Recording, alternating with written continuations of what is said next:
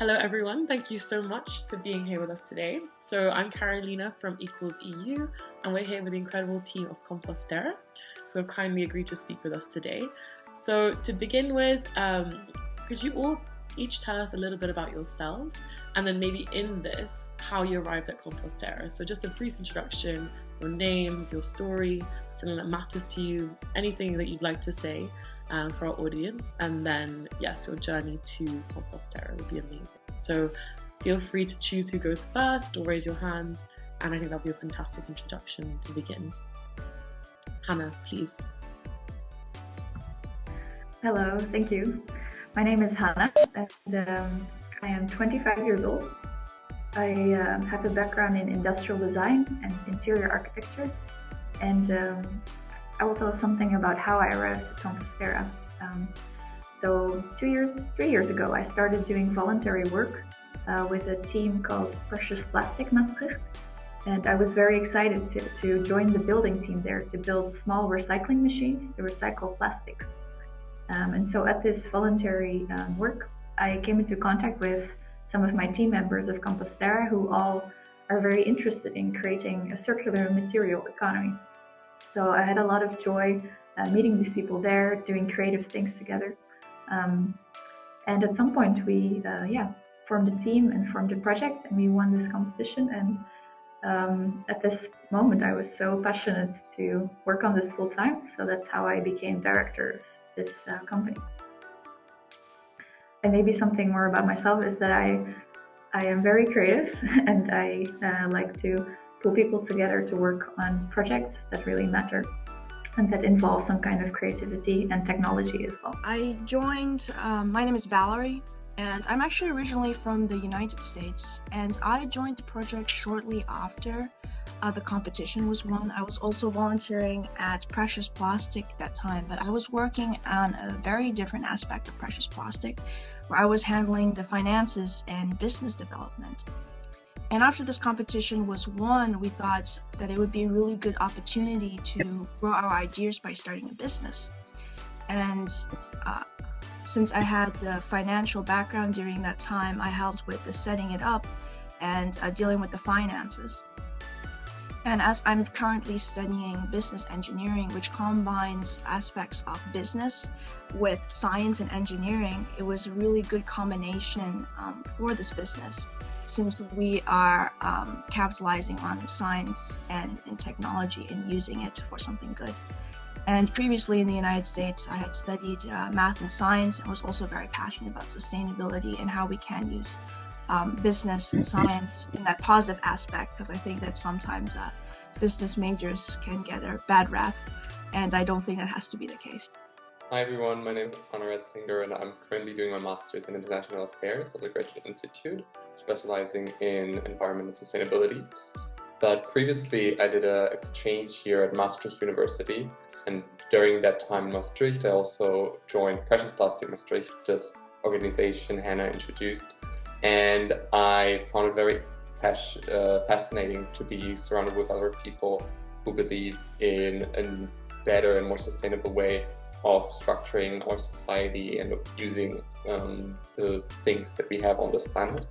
And so I found using my skills in social sciences and communications for good was very rewarding, and that's why I joined ComposTerra. Thank you so much.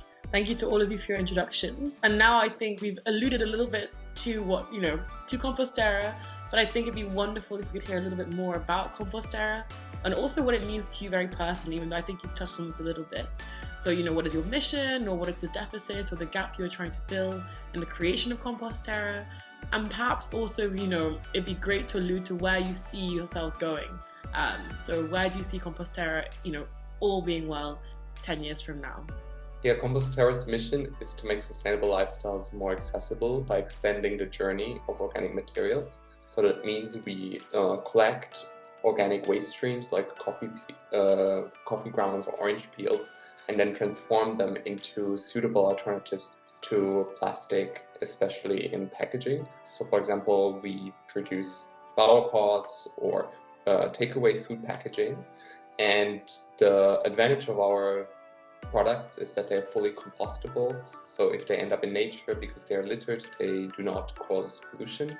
And also by using an already existing waste material as our input, we also have a smaller footprint than, for example, fossil fuel plastics. What it means in essence for me and what motivates me to be involved in this company is that to work towards a circular economy, it means that our resources on this planet are depleting, and there are so many things that we consider as waste, which actually is very valuable. Think of plastics also that we dispose of as waste while it can be recycled. The same goes for big amounts of organic materials like coffee waste, but also, for example, wheat waste, which is a side product of the milling process when you mill wheat. I should have known like a number by heart, but I will do that for next time. But there are millions of kilograms of these materials that are just either burnt with the general waste, or they are given to animals as fodder, while we can use it to replace, for example, plastic materials and take all the value out of it that's in there. And that's what motivates me: efficiency and creativity.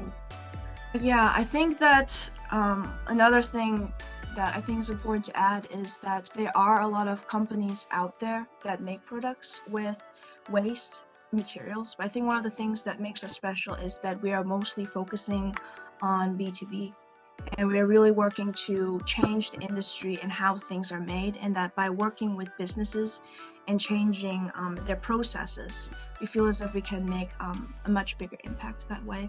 So that is why for our products, you won't really see us selling like small individual items, at least not right now. And even if we do, it's not the point of our business. And our goal is really to make sure that as many items as possible are made from these renewable circular materials.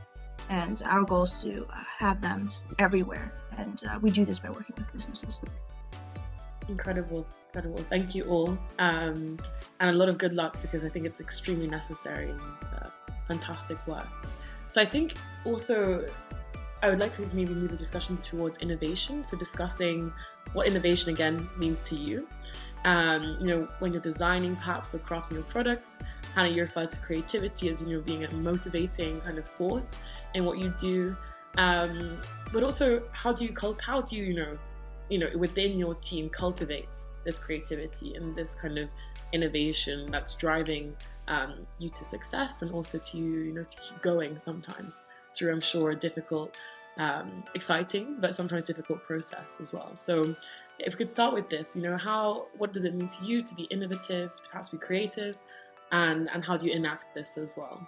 Innovation, maybe in a practical sense, how we got there. For me, something that's very important is the fact that we came together with a lot of people with diverse skill sets and backgrounds. I think it's way easier to innovate and be creative with people who have different skills. So if I would have met with a group of industrial designers, the innovation would have been very technical, but the fact that we can approach it also from a societal point of view and match all these needs together, that's for me where the value of the innovation lies. Of course, the topic that we chose, it has quite a technical aspect as well. But I think the fact that we have so many people with diverse backgrounds also gave us a lot of courage to just go for it, because not everyone sees maybe the technical challenges. We'll figure it out along the way. I think innovation is quite a difficult process. So I think having the courage and the motivation is very important. Yeah, on that point of our internal culture, I think it's very important to stress that as a startup, we have to rely on the intrinsic motivation of our team members, because we cannot, compete on a salary basis. And therefore, I think it is very important that everyone in our organization feels a purpose and has rewarding experiences by contributing to this project.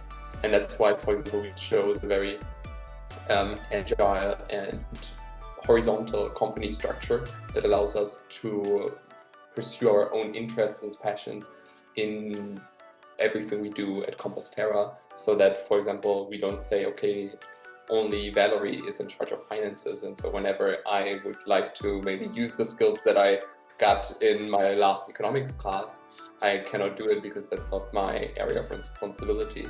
But instead, everyone can contribute to the project or activity that they find interesting and they wish to contribute to. I think that it's one of our greatest assets because if you think about it, we're a very young, small startup company with limited resources, of course. And there's many other larger companies also looking into waste-based products. And everything that we've done so far is based on information that could perhaps be researched by anyone that could be found online. But what has made it special is that we take it and we're able to look at the wider picture, like where can this material be used, how can it be used, how can it be applied. So I think the innovation is not just the information itself or the discovery itself, but the creative ways that we apply it and reuse it. And I think that given our different backgrounds, we're able to do that much easier. Thank you so much. And so I think my final question in terms of innovation explicitly might kind of have been touched on before, but perhaps you have something else to add in terms of how do you balance innovative processes, in building a team, building a company. So perhaps that could be, diversity, looking for a diverse team with skills. How do you find this balance very practically in constructing ComposTerra? And how do you make sure that there's a synergy which continues, throughout a diverse team as well? Because, as you say, perhaps it's a extremely fruitful ground for creativity and innovation, but how do you also make sure that this listening that you've alluded to happens when you do have such a diverse set of people, set of backgrounds? So yeah, again, maybe a little bit more of a process, culture type of question, but it'd be interesting to hear your thoughts if there's anything to add here. The last person who I hired was our new research and development project manager. And I did this by looking at, of course, her background. We wanted somebody with a background in material science or chemistry, which she did have. And then we also looked at her experiences and everything. And she's an older person with more experience, which is very different from the rest of us because we are a very young team. All of us are under 30 now, I think, except her. And she also has experience coming from Turkey, actually mentoring PhD students. So we thought that maybe with this mentorship, with this teaching experience, it'd be something different as well. She has a background in ceramics, which is a difference from biomaterials, but also very useful as well. And this actually turned out to be an extremely good investment because our current project is actually working with a ceramics company. Our future project is working with a ceramics company who was interested in also using waste materials. So that turned out really well. But I think that also in terms of communication, I think that realistically, yes, sometimes there is different perspectives on how certain things should be done based on our backgrounds, and there is tension sometimes, there is a lot of debate, and I think that's extremely healthy. And I think it's good that we air these concerns, so we have pretty regular meetings and we discuss with each other, and we have a very open work culture. So if there are disagreements, then we can go through them. For instance, we're all idealists, but some are more idealistic than others, whereas some of us are a little bit like, oh no, what about the money? What about how long can this stretch? That's a very typical business problem, I think. And by talking it out and reassessing our values, I think we're able to always come to the same conclusion, because no matter how we get there, we still all want the same thing, and we still in the end share the same values. And I think that because we share these same values, it ends up working in the end. Yeah, just on the final point that Valerie just made, I think one of the key points that allows our company to thrive and keep people engaged over this long period of time, even over long distances, like for example me now living in Geneva and not having been in Maastricht since June last year, I think is also the fact that we as a company try to bring our whole self to the organization. So we're not just feeling like it's a job and you just have to deliver and be there in the Zoom call and then write the report or do the experiment, but that we are also a community of people who care for each other, and that's why we also do like community building activities and other kind of things that help us to feel a closer connection within the team, despite the fact being locally dispersed or coming from different backgrounds. I think I wanted to say something like this as well. Like, even though we're looking, for example, in the hiring process for someone with a specific skill set, we always are very focused on finding someone with the same set of values, beliefs, ideals, and sense of motivation. Yeah, and this can come in many forms: educational backgrounds, gender. Yeah. I actually really liked, yes, as you were saying, I think when Valerie was speaking, this really interesting take on diversity as well, implicitly, from the creative ceramics background to, age, as you said, gender. That's a really interesting and I think important take. So it's wonderful to hear how you actually manage this and commit to this, I think, in your day-to-day. So thank you for giving us an insight here as well. And actually, it's a nice segue to our next kind of set of questions. I'd love to speak a little bit more and, to relate back to Equals EU about gender equity and particularly in terms of ComposTerra, women's leadership as well. So to dive into this, I think it's important to note that you're a female-led team. So firstly, was this an active choice or by chance? And to follow, what does this label, if you subscribe to it at all, what does it tangibly mean in your day-to-day work? So, do you believe that being a female-led team has impacted your working processes, your creativity, your approach to innovation? And if so, in what ways, to maybe begin with? The fact that we are a female-led team is purely by chance. Yes, we did not select our team members on gender. But somehow I feel that because we are very idealistic, we are very caring for the environment. I don't know, I feel that is something, is it feminine? I don't know, but there is some kind of cohesion in there, I guess. I find it always difficult to assign the way we work to a gender, because I don't know, gender is a very difficult concept, I think. But if I have to say something about this from the top of my mind, it could be that the horizontal working structure, the open work culture, collaborative work culture could be dependent on that we are a largely female-led team.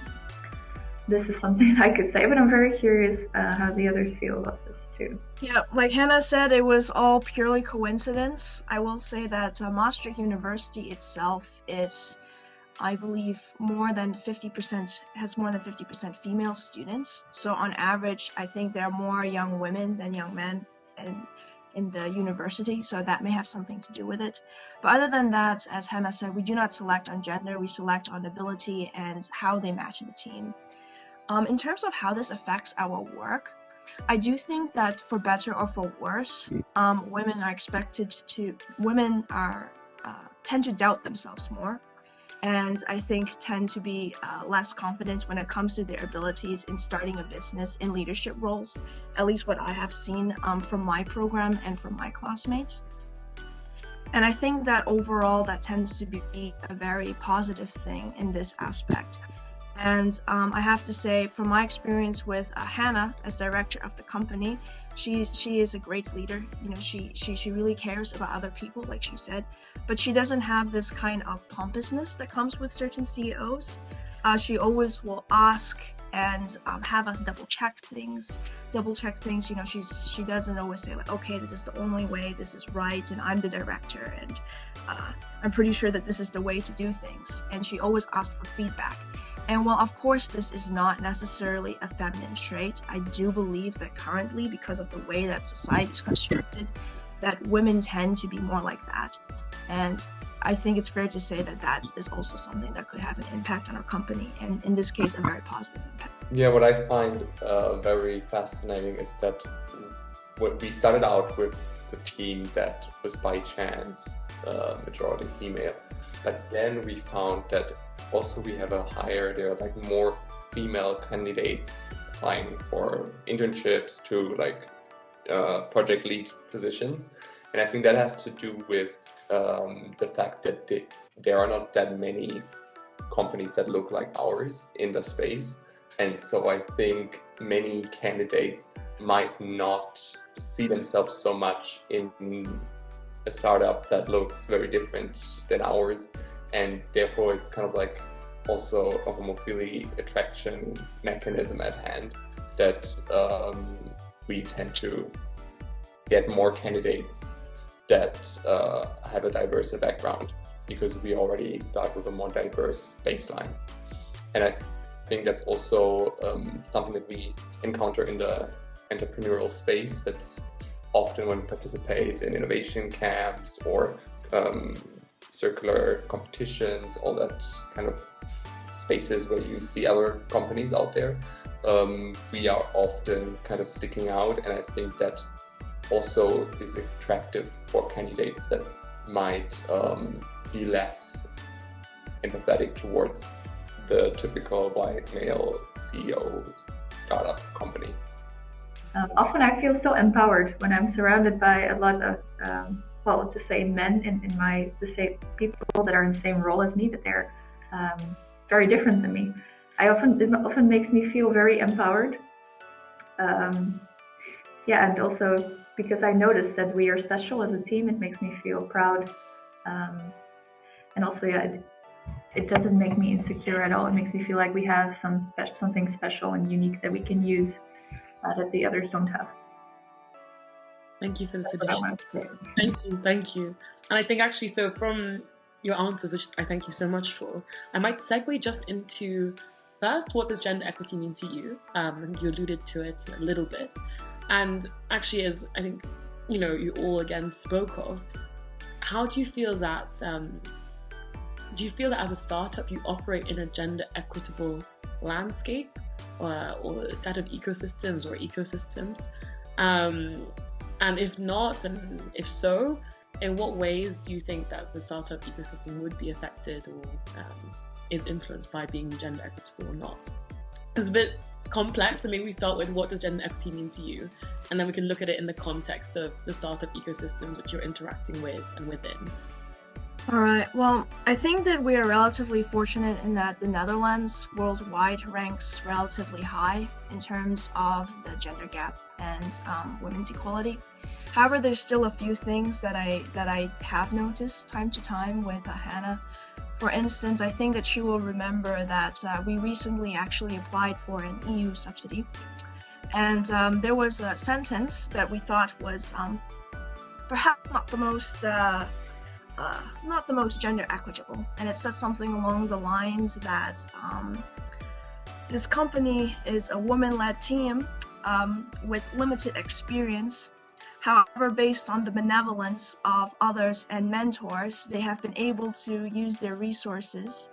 And they kind of ascribed our abilities to other people, and kind of focused more on that we were a woman-led team with minimal managerial experience. And I didn't think that was necessary to mention. They could have said, well, you could really use some more leadership skills, and it's great that you've been able to look at resources. But the fact that they highlighted that and the benevolence of other people was very strange to me, and I thought that was a very strange wording to use, especially on something like a funding subsidy. They should all focus on the quality of the subsidy and not the leadership skills of the women running the team. So there are sometimes small things like that make you wonder what is going on the back of people's heads when they talk to us, when they see that we're a women-led team. And I think that there may be some small biases here and there, but overall I have to say that we have been quite lucky, and that we found most people very supportive. And I think that unfortunately a lot of the bias is really implicit when it comes to women in business. I think based on, again, my classmates also coming from a male-dominated study field, that a lot of women do not start businesses because of what they feel inside, that they feel insecure about starting it, that they do not think they are good enough. Because of what has been shown to them, because of lack of examples of companies like ours. But those are some of the small things that I've seen. Thank you so much. Thank you. Arno, please. Yeah, just on the last point that Valerie just made, I think that's one of the biggest obstacles to gender equity in entrepreneurship so far is the fact that there is a lack of role models and a lack of diversity in the current entrepreneurial space. So that hinders people who do not look like and who are not fitting this stereotypical entrepreneur to consider even entrepreneurship as an opportunity, to consider that starting a business is something that you can do. And then also, as Valerie said, of course also having access to mentors and other people to look up to and ask for advice. And this is not usually like a very direct form of discrimination. It's just that it's easier to connect to people if you're more like them. And so if you're kind of the outcast, then it's more difficult to kind of get a foot into the door and connect also on a personal level, because of obviously most mentorship programs, they're on a voluntary basis, so you kind of also rely on the intrinsic motivation of your mentor to, you know, mentor you. So I think that is the major obstacle that we find in the entrepreneurial ecosystem at the moment. And I think we haven't come to the point yet that we would look for VC or other kinds of institutional capital funding. So far, we've mostly relied on public financing through subsidies. And this ecosystem, I think, is much more equitable because gender is openly addressed. So usually you have in your subsidy application a section on gender equality, and also there is, you know, transparency after each subsidy is granted. The scheme closes, they disclose how many female-led teams have received funding, how many male-led teams have received funding. But when we look at the private capital, I think that is a very different picture. And there, of course, I think what I heard from other entrepreneurs, it is much harder, and it is going much more to these kind of implicit biases and the images that people have in their head, and how much they can convey a sense of ability to investors. Maybe to add onto this, gender equity in private financing. So we've been looking lately into different kinds of financing, and I've been exploring this angel investment idea, where you find someone who's very rich and they invest in your company. And I think a lot of these events are very informal, and it relies on finding someone who believes in you. And yeah, we still have to discover how this works, but I think I can assume justly that there's way more, for example, rich men than women. So this might be not so beneficial for us, but we still have to see about this. Until so far, I think we've been very lucky in, you know, how people respond to us. Well, that sounds awful. I take that back. I want to say that I haven't experienced a lot of gender discrimination at all. The only moments which I felt slightly uncomfortable was, for example, when I go to a networking event and there is like almost no one that looks like me, and that sometimes makes me feel a little bit uncomfortable. Also, in terms of the way, for example, you dress, like men would always dress in suits, and if I'm wearing something colorful, you know, it makes me feel sometimes a bit conscious. So these are things that do happen. And also receiving emails and people calling me a sir, or these kind of things, you know, they do happen. I think there's a lot of informal, moments which help, your pathway to success, as I've heard you all allude to. I think you've spoken a little bit about gender equity and its influence in this, but how, perhaps from your experiences, very practically, do you deal with these moments? Do you just make sure you have your tools, and how do you encourage yourselves in spaces which, as you said, you might not see yourselves reflected there, or you might feel not so easily, accepted perhaps? I don't know if that's an extrapolation, but how do you approach these spaces which are not perhaps as equitable as they should be, or we would hope for them to be? I think how I try to deal with the situations where I might, for example, feel uncomfortable because I'm not represented. Don't feel represented.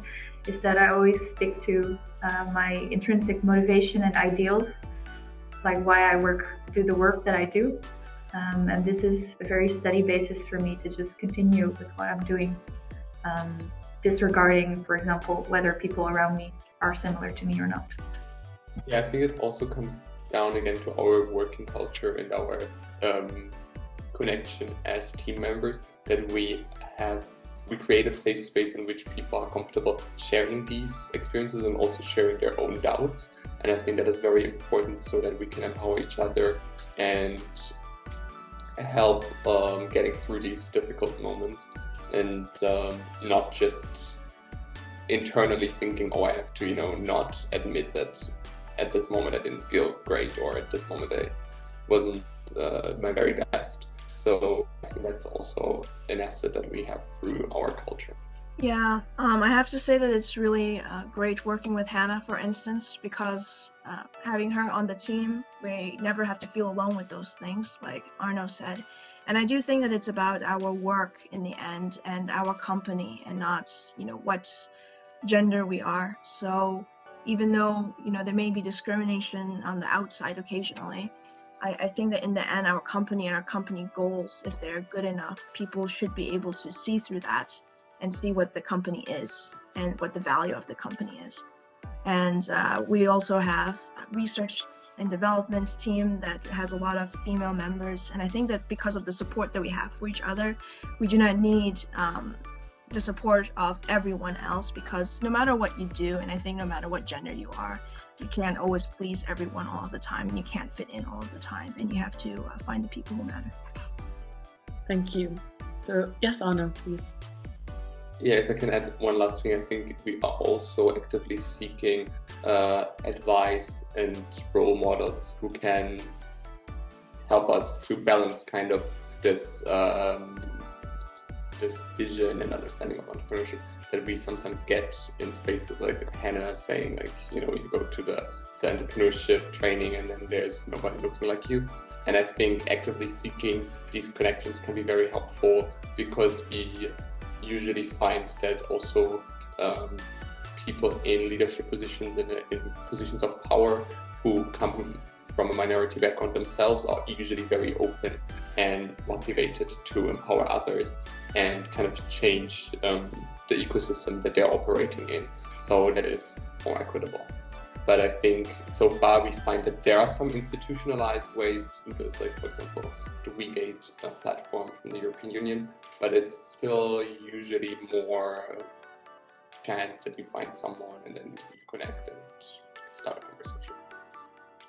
Thank you so much. And then maybe just to follow up from this one, what has been the role of mentorship and perhaps women's leadership, the presence or the absence of it, in whatever spaces, the funding spaces, as you said, the mentorship spaces, the informal, the formal conversations you're having in influencing, the journey of ComposTerra, and also actually maybe just personally as well in getting you to where you are today. Has it played a role, in your journeys? So what I think in general about the mentoring and support that we have, something for me that was essential to decide to start this company, to become an entrepreneur together, was most of all the funding that we got by winning this competition. But also when we won this competition, we got some coaches that were able to coach us in the beginning phases. And these two things were very important to decide to start and to also stay afloat in the beginning. I don't think gender played a very important role in this. However, I must note that when I reflect back on it, it was quite inspiring to me that one of these coaches is also a woman. And although, even if it would have been a man, it wouldn't have made a very big difference. But I guess it mostly gives me hope, inspiration, and maybe a bit more confidence that there are role models for us that also manage to do these things. Yeah, I think for me personally, it was mostly learning and understanding the value of diversity, which I think is a journey that I've been on for many, many years now. And that has lots to do with the educational contexts that I've been in, where I had the privilege to be in institutions that not only acknowledge the importance of diversity, but that also actively embrace it and try to nurture it as a resource. And I think that has given me the awareness and also the tools to operate in diverse teams and making the most out of our diverse backgrounds. So I think these figures along my educational journey were very important, but then also when it comes to starting the business, we, for example, found out about the Great Bubble Barrier. That's a Dutch startup that works on taking plastic pollution out of waterways. And that is also a business that was founded by a woman. And I think that was an inspiration that showed us, wow, this is a successful startup that works on a similar mission and that kind of looks more like us than the average startup. So I think these kind of role models were also important. And we had the chance to meet some of the founders and some of the team members, and that was also very empowering. Yeah, for me, I do think that indeed most of the people who we work with, like advisors from the government and mentors, are men, except for that one coach that Hannah was mentioning. I think that what had a bigger impact on me is my previous background and seeing a lot of women and interacting with a lot of women in leadership positions before coming here. So back in the United States, I remember at my previous college, there was a student study advisor who had great leadership qualities and really encouraged me there. And I also had other mentors as well in powerful positions and leading positions. And I think that really did influence how I behave and what I do and what I think I'm capable of to this day. And I don't know that I would be starting a company if it wouldn't have been for me seeing these kinds of models from a young age. So I think that my previous experiences in a way have kind of led up to this. Thank you so much. Yes, Hannah. Maybe to just quickly add to that is that also within the team, I am greatly inspired by the women that are there and the great qualities and skills that they have. And it makes me very confident in our team and also inspires me day to day. Thank you so much.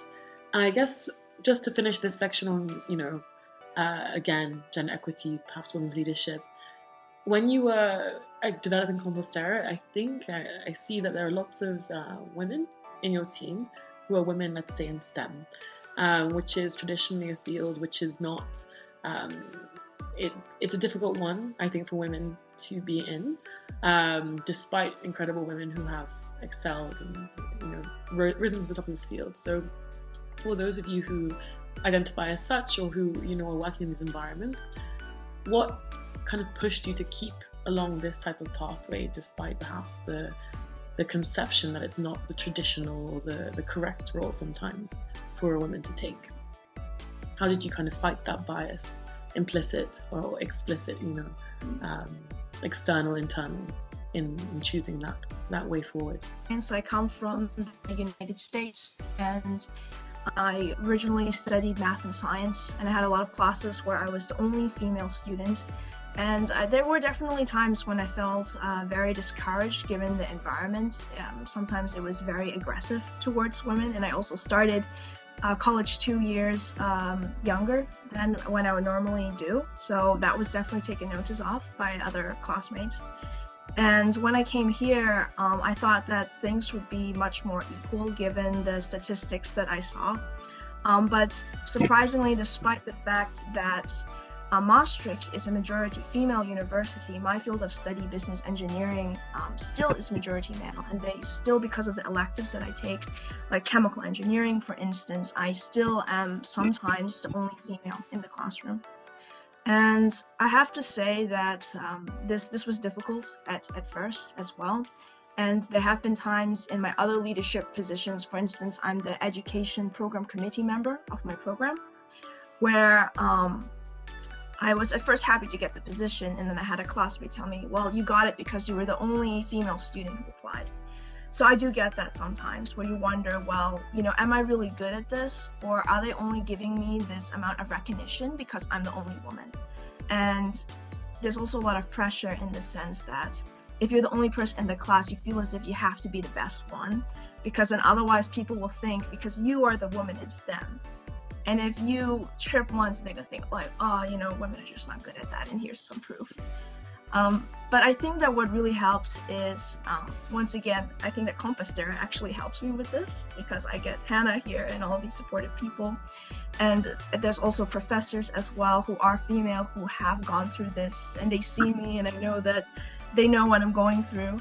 And I think that my passion for science and my love for science and how it can really help people really motivates me. And it's also one of the reasons why I came into this field, because I saw how much change I could create, how much positive change I could create by being here, by staying through this, because someone has to take the first step. And I'm really glad that I made this decision. Thank you so much. I'm very inspired, I have to say, by all of you. So thank you for sharing your stories. So we're coming a little bit to the end, but I thought I'd ask you, to take a little bit of a different turn, speak a little bit about digital inclusion. So how does the digital world kind of figure in ComposTerra's work?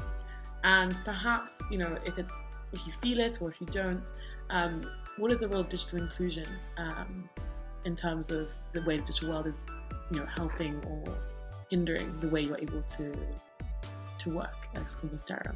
About digital inclusion, which I found quite shocking when I looked into that as part of a school project of also gender equity, but also racial equity in the digital space, is that while we are so extremely reliant on these technologies and all use them in our everyday life, we often are not aware of how they come with their own biases and their own kinds of exclusion. And because these technologies, they are still very helpful for everyone. I mean, it's still easier for anyone to join a Zoom meeting if they're, hundreds of kilometers away than if there wasn't a Zoom application. But you still find scientific research showing how these technologies come with means of exclusion and discrimination. And I think we have to, more on a societal level, question these and put pressure on companies and developers in this field to change that and make these technologies more equitable. But for us, as a company, of course, we're still so reliant on them that we just have to continue to use them.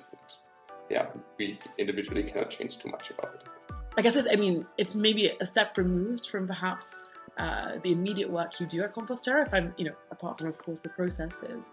But is there anything even in your daily lives that you would like to see change in terms of how the digital world can enable you, in your dreams? I think you talk a lot about values and motivations and, maybe to make the question a bit more concrete. For example, I find myself, again, as you say, finding incredible communities online and connecting with people that I would never dream to, speak of because I just cannot be there physically. But at the same time, I feel sometimes, the classic attention span, drifting into the worst kind of rabbit holes online as well. And then sometimes I think, this is by design as well.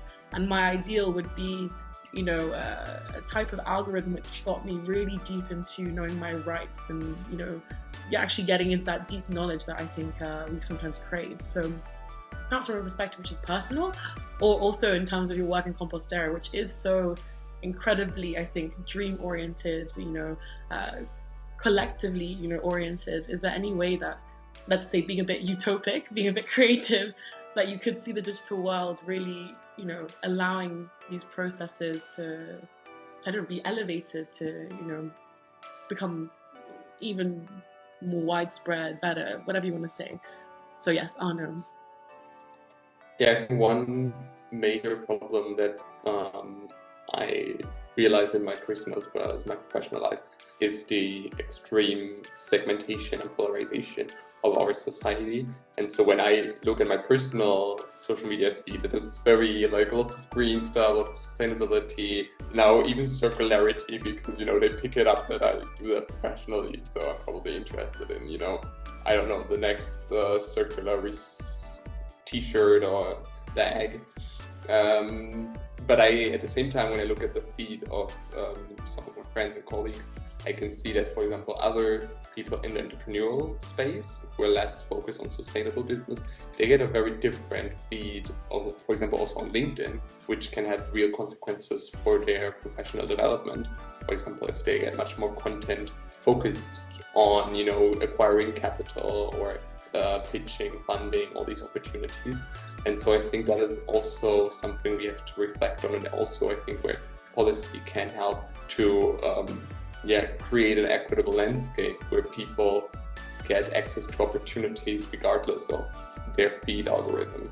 And I think that's something that, for example, also institutions like the European Union that try to empower businesses have to think about in their advertisement strategies when they choose the keywords of the people they want to pitch the advertisement to, in order for actually reaching a diverse audience. One of the biggest problems that I encounter in my interaction with the digital world is, what you mentioned already, how technology is designed to steal my attention. For example, in the documentary, The Social Dilemma, lately I've become very aware of this. I try to practice my attention through meditation before starting the day, but also put off all the notifications on my phone. But still in my working process, I am on my laptop a lot. And it's still a challenge on how to stay focused, not disappear into a rabbit hole of information. So I guess if I would want anything to change, it would be to change the design of these technologies to be more focused. But on the other hand, when I'm saying this, I'm thinking, is this possible and is this desirable? Because maybe it's nice to sometimes be inspired. No. Yeah, so for me personally, I am not on a lot of very common social media applications, and this has both advantages and disadvantages. So for instance, I'm not on Instagram, I'm not on Facebook, and so the only social media that I really have is like LinkedIn, email, and WhatsApp, and that's it. So on the plus side, I do not get distracted with Instagram, which probably saves me multiple hours in the day compared to certain classmates.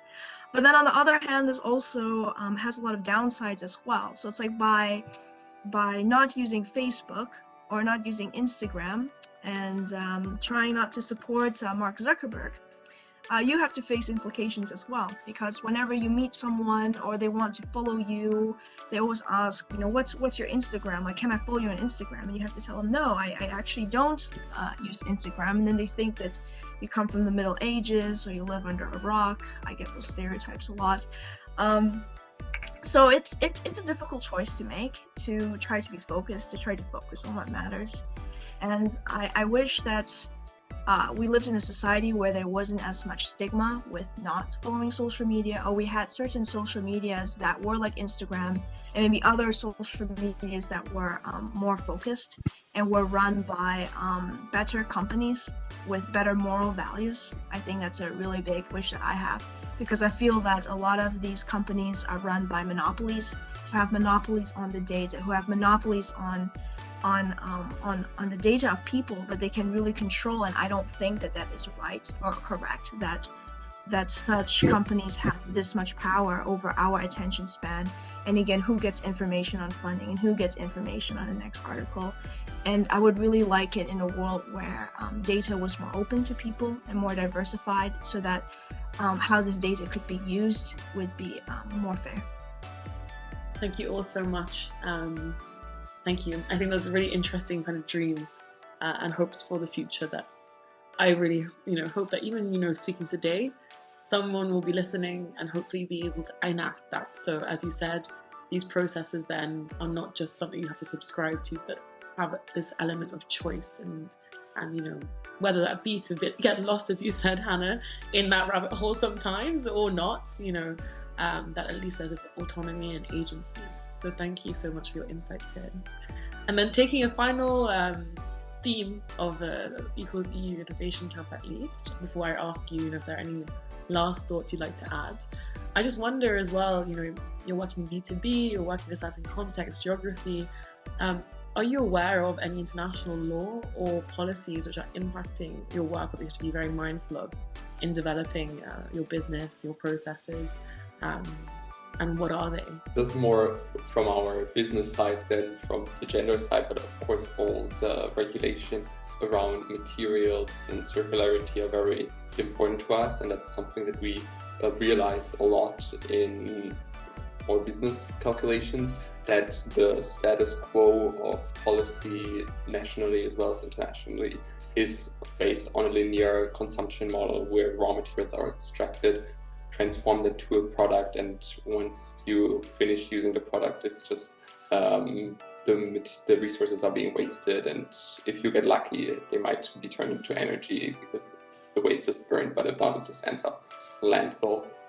And so what we find is it is very difficult to economically compete in such a landscape. So for now, we're still at a very early stage where we are heavily subsidized. So that is, allows us to still operate. But if we are thinking about our scaling up, and also when we talk with our partners about their circular transformation, we often realize that the current environment does not allow for fair competition, simply because many of the linear products, especially plastic packaging, has a very unrealistic pricing model where most of the negative externalities are not internalized into the price tag. And so that makes it very difficult for sustainable circular solutions to actually become mainstream and get beyond this ideation state and pilot stage where many people think it's a great idea and they support the startup, but actually getting the mainstream definitely requires change in international law and policy. Yeah, I think that there's definitely a huge impact on in terms of international laws and the UN sustainability goals as well. I think that the EU wanting to become more circular, wanting to be less reliant on fossil fuels also impacts us, because of our manufacturing methods. The energy that our methods take up compared with current methods are in some cases a lot better and very advantageous. And also the fact that we use waste materials and not new materials is also in line with the UN's UN goals and with the EU's goals right now. So I think on the one hand, it does support us for sure, and it definitely helps companies realize why we're important and why we are relevant in today's society. But on the other hand, like Arno said, there's still a lot more that could be done to make it more equal, to make it a more equal playing field, because the fact is that it is a lot easier to just keep using new things and throw them away. But of course, this is not viable in the long term, because in the end, the costs will be far, far higher. But I think that hopefully international policymakers will see that and make a change soon. Just from experience, I noticed that things are changing slowly. For example, in July there was this single-use plastic ban, which already opens up the playing field for us to propose alternatives that are more expensive. Again, then there are no alternatives than, for example, our products, which makes it possible for us to go there in the market. So slowly things are changing, but I agree with Arno that there should be more general improvement of taxing the way these products that are thrown away, or how they are priced, in order for it to become really realistic for us to participate in the market. Do you think these processes, in particular in terms of law, policy, the decision-making bodies that you alluded to as well, would they look different, do you think? Or do you have an opinion on whether they would look different if they privileged concepts such as feminism, women's leadership at all? How do you envisage that changing or not, these landscapes? Yeah, I think what we notice definitely in the environment we operate in, that there's often there's the sustainability subsidies, there's the gender subsidies, and then there's maybe another one on innovation. And so usually these things, they are like seen as separate, and you don't see so much overlap between these concepts, which I think is really holding them back. Because, for example, like the digital space is a perfect example. If you have more women in companies designing digital tools, then they will be also better equipped to female users. And I think the same is true for sustainable innovation. If you have more circular material companies that reflect the society and the wide variety of individuals, then we will also have more inclusive, sustainable solutions and materials that help real-life users and not only a specific minority group of people. So I think if international policy would start to kind of think more intersectionally across these different UN SDGs, for example, then we would be better in achieving every single one of them. Yeah, for me, I think that not just these subsidies, but also looking at women earlier on could be more helpful. Again, I think that the Netherlands is relatively progressive in that aspect, but if you're thinking internationally in other parts of the EU, I would definitely have them encourage them and have mentors earlier on. Because in my case, I would not be here where I am today if it wouldn't have been that I was exposed to these kinds of people earlier on. And I know that many of my classmates, many other female students, they weren't, and so they don't really see themselves in this position. Because sometimes when you have these subsidies and you're looking for applicants, we found that actually a lot of these subsidies, a lot of these competitions actually had very few applicants because the people just aren't there. Or there just aren't that many people to apply for these subsidies to begin with. So I think we first need to motivate women from a younger age in order to then later have women apply for these subsidies for women, because if they aren't there to apply, then you can't even give them out. And I feel as if there's so many people who could take advantage from that. So I think that you can't just fix something by putting an endpoint. I know that there have also been some policies, for instance, to have more equal hiring of faculty members and make that 50-50. And while those are good initiatives, again, if you do not have enough people to begin with because of the lack of motivation at a younger age, then it's harder to fulfill these policies as well. Yeah, I think Valerie made a very good point there on the importance of role models, especially at a young age. That is also something that I looked into as part of the policy brief that I did for the Equals EU program. And there is actually scientific evidence showing how exposure to female role models in STEM in high school affects the education choices that girls make in choosing the specialization in the final years of the high school training, but then also whether they decide to pursue a STEM undergraduate degree.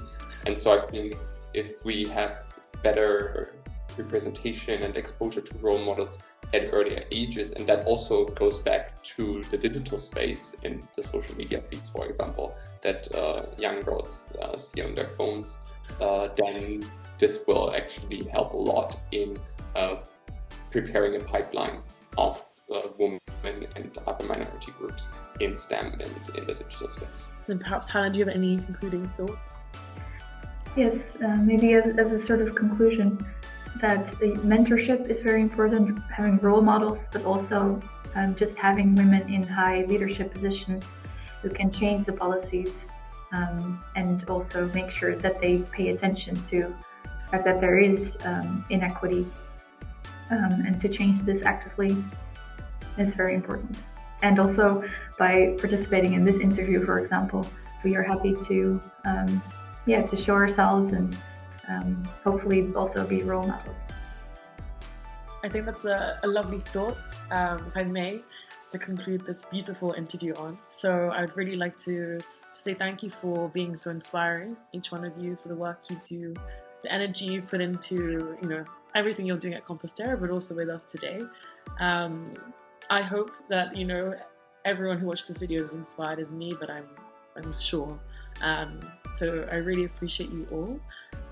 So I just would like to open up to say, to ask you if there are any closing thoughts that you might wish to share. Of course, not an obligation, but to thank you very deeply for your time and your energy as well. And Hannah, yeah, I think I just want to say thank you for giving us this platform and having the opportunity, and I think also thanking the Graduate Institute for participating in this Equals EU program, and also being open to feature outside organizations and really engage the student community in its most in a diversity of ways. And of course also to the entire audience, we're always open to share our experience or give advice. So if you have any doubt about starting a business or circularity or anything else, feel free to reach out. I also want to thank you for hosting this interview and having this inspiring conversation, because honestly, this is not something that we often discuss. I mean, gender is there. We don't talk about it that much. So it was nice to just to pay attention to it and see how it affects all of us. Yes, thank you so much for this interview again. I think I learned a lot from this interview based on the questions that you ask and also hearing the answers from my team members. So this was a very interesting experience. And yes, of course, if anyone watching this video wants, they should check us out, check out ComposTerra, follow us, and we're always happy to answer questions. And yeah, thank you so much for everything. So thank you again to everyone here. Thank you for watching. And yes, as was mentioned, please follow ComposTerra, support their work, and also give Equals EU a like, and also the Institute as well, the Gender Centre, who is hosting the Innovation Camp coming up in April.